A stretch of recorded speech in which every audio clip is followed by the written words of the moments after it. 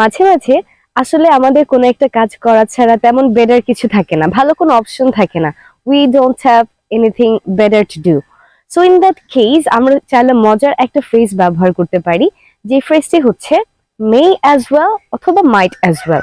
So দুইটার আসলে একই অর্থ, যে এই কাজটা করা ছাড়া আসলে তেমন ভালো কিছু নাই, বা এই কাজটা করা ছাড়া আর কোনো অপশন আমাদের হাতে নেই। এইসব কথা আমরা বলার সময় কি ইউজ করতে পারি? মে অ্যাজ ওয়েল বা মাইট অ্যাজ ওয়েল। তো আজকের ক্লাসে আসলে আমরা কিছু স্পোকেন ইংলিশে ব্যবহার করার মতো ফ্রেজ শিখে নিব, যে ফ্রেজগুলোকে আমরা আসলে যে কোনো সিচুয়েশনে আমাদের ডে টু ডে ব্যবহার করতে পারি। তো এই মে অ্যাজ ওয়েল বা মাইট অ্যাজ ওয়েল দিয়ে সেন্টেন্স কিভাবে বানানো যায়? যেমন ধরুন অনেক বৃষ্টি পড়ছে, তো আমি এখন আসলে ছাতা নেওয়া ছাড়া আর কোনো উপায় পাচ্ছি না।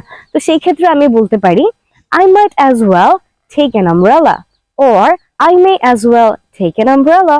এরকম করে আমরা আরো বলতে পারি we might as well buy a car. তার মানে আমাদের একটা গাড়ি কেনাই মনে হয় ভালো হবে, এছাড়া আর তেমন কোনো অপশন আমাদের হাতে নাই। I might as well stay home. তাহলে এটা আমি কখন বলবো? যখন আমার বাসে থাকা ছাড়া তেমন কোনো অপশন নাই, বা বাসে থাকাটাই আসলে সবচেয়ে ভালো অপশন। সো যখন আমরা এরকম কিছু বলতে চাই, we don't have anything better to do, or it might be a good idea, অথবা কোনো একটা কাজ করা ছাড়া তেমন কোনো উপায় নাই, তখন আমরা ইউজ করব মে অ্যাজ ওয়েল বা মাইট অ্যাজ ওয়েল। মাঝে মাঝে আমরা বলতে চাই যে আমি যা বলতে চাচ্ছি তা হলো, বা আমি যা বলতে চাই। তো এই কথাগুলো আমরা কিভাবে বলতে পারি? এগুলো বলার জন্য আমরা যে ফ্রেজটিকে ব্যবহার করব তা হলো what I'm trying to say is. what I'm trying to say is, যার মানে কি আমি যা বলতে চাই বা আমি যা বলতে চাচ্ছি। তো সেন্টেন্সে আমরা কিভাবে ব্যবহার করতে পারি? যেমন ধরুন আমরা বলতে চাচ্ছি এখন যে আমি যা বলতে চাই তা হলো মানুষের স্বভাব কখনো পরিবর্তন হয় না। তো ইংরেজিতে এটাকে আমরা বলতে পারি what I'm trying to say is that human nature doesn't change. তাহলে মেইন ফ্রেজটা ছিল কি? আমি যা বলতে চাই, what I'm trying to say is. এরকম আমরা অনেক কিছু বলতে পারি। এটা একটা ভালো হলিডে ছিল। what I'm trying to say is that was a great holiday. তো এরকম করে কিন্তু আমরা নিজেদের ইচ্ছা মতো আমরা কি বলতে চাচ্ছি না চাচ্ছি সেটা what I'm trying to say is দিয়ে কিন্তু বলে ফেলতে পারি। এবার চলুন আমরা পরবর্তী ফ্রেজটি দেখে নিই। তুমি কি বোঝাতে চাও?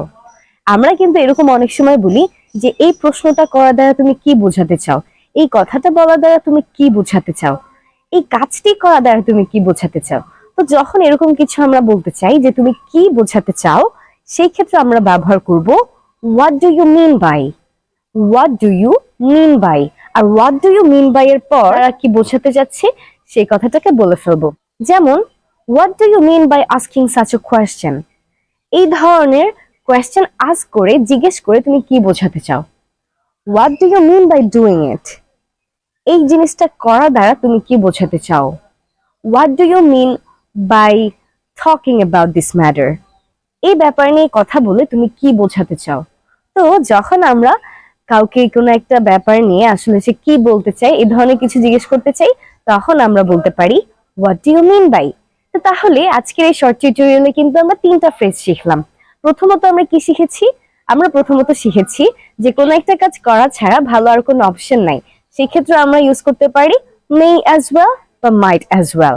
দ্বিতীয়ত আমরা দেখেছি যে আমি যা বলতে চাই সেক্ষেত্রে আমরা ইউজ করতে পারি what I'm trying to say is. আর 3 নম্বরে সবার শেষে আমরা যেটা দেখলাম তা হচ্ছে তুমি কি বোঝাতে চাও, what do you mean by. এই তিনটা ফ্রেজ যদি আমরা ভালো করে শিখতে পারি এবং এদেরকে ঠিকমতো অ্যাপ্লাই করতে পারি, তাহলে কিন্তু আমাদের ইংলিশটা অনেক ডেভেলপ হবে এবং আমরা এদেরকে দিয়ে বিভিন্ন ধরনের সেন্টেন্স বানিয়ে কিন্তু আমাদের ইংলিশেও ডাইভার্সিটি নিয়ে আসতে পারি এবং অবশ্যই খুব সুন্দর করে কথা বলতে পারি। সবার সাথে দেখা হবে আর একটা শর্ট টিউটোরিয়ালে। সে পর্যন্ত অবশ্যই সবাই ভালো থাকবেন, সুস্থ থাকবেন, and don't forget to share this lesson with all your friends and family members so that they can also learn too.